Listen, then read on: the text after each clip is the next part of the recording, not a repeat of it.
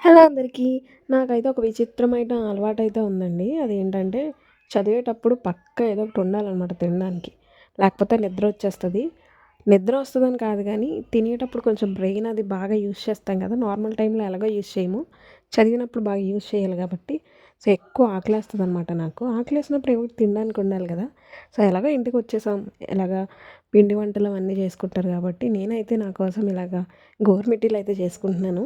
So, దాని recipe ఏంటంటే మైదా పిండిలోని కొంచెం సాల్ట్, అలాగే కొంచెం బొంబాయి రవ్వ వేసి, అందులో వేడి వేడిగా కొంచెం నూనె మరిగించి, దాన్ని కూడా వేసి బాగా మిక్స్ చేసుకొని, సో, కొంచెం చపాతీ పిండిలాగా కలుపుకోవాలి.